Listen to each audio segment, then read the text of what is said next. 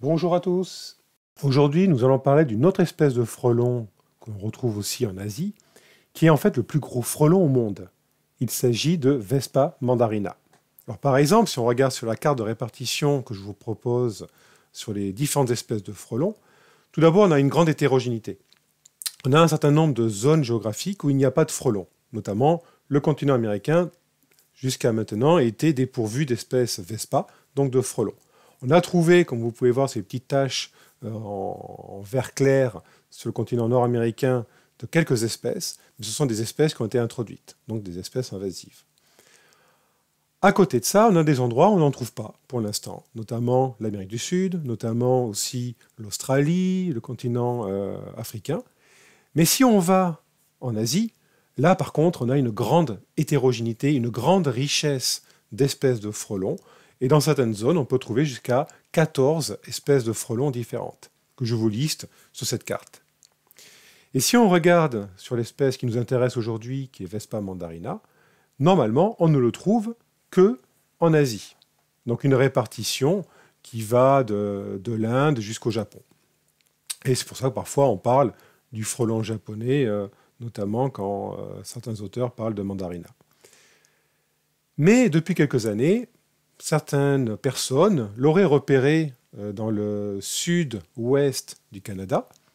Et cette année, on a eu un certain nombre de retours d'informations disant que le frelon mandarina aurait été observé dans l'État de Washington, aux États-Unis. Donc, sur cette partie nord-américaine, le fait de trouver du mandarina n'est pas du tout normal. C'est simplement une invasion, c'est-à-dire une introduction certainement, évidemment, involontaire de l'espèce là-bas, et qui va poser certainement quelques problèmes si des méthodes de lutte ne sont pas mises en œuvre rapidement et de manière efficace. Alors maintenant, qu'en est-il de la biologie de ce frelon mandarina? Et que chasse-t-il? Eh bien, comme toutes les espèces de frelons, les ouvrières de mandarina chassent de nombreux insectes. Elles vont les tuer, les décapiter, et ensuite découper le corps, le cadavre, pour ne ramener au nid, pour nourrir les larves, que les parties les plus riches en viande et riches en protéines. Ces images ont été tournées dans le sud de la Chine, où vous pouvez voir une ouvrière de Vespa mandarina en train de dépecer des cadavres d'insectes, tout en étant à proximité de personnes.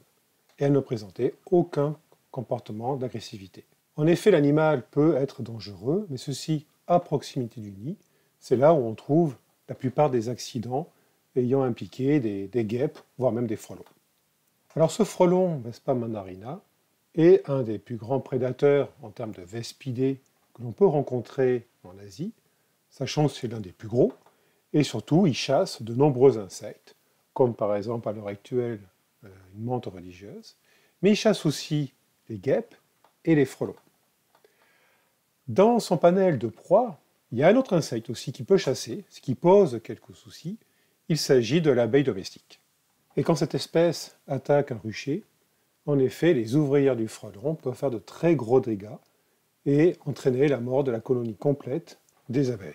Alors ce frelon, qui est le plus gros frelon au monde, comme vous pouvez le voir sur cette photo, les femelles peuvent faire plus de 5 cm de longueur, est un frelon exceptionnel en termes de taille et en termes de nombre d'individus dans les colonies. Si on regarde les nids de Vespa mandarina, les nids peuvent être très conséquents en termes de taille. Sur cette photo, vous avez j'allais dire entre guillemets, un petit nid transporté par 2 personnes, parce que j'ai déjà vu des photos où un nid de cette espèce de frelon pouvait faire plus de 3 fois la taille du nid que vous voyez. Et quand on regarde les alvéoles, je vous ai positionné une pièce de 1 euro pour vous donner une idée de la taille. Eh bien en fait, les alvéoles, enfin la taille des alvéoles, correspond à la taille des frelons. Et si on prenait des alvéoles de guêpes ou même de frelons que l'on rencontre en Europe, eh bien c'est sans commune mesure, elles sont sacrément plus petites. Alors, pour terminer, merci d'avoir regardé cette vidéo jusqu'au bout, et j'espère sincèrement qu'elle vous a intéressé. Et si vous voulez d'autres informations sur le frelon, Vespa mandarina notamment, mais également d'autres, et surtout en particulier Vespa velutina, qui est le frelon invasif en Europe, je vous engage à regarder mon livre, qui a été publié fin 2019 aux éditions du SNA. À bientôt pour une autre vidéo.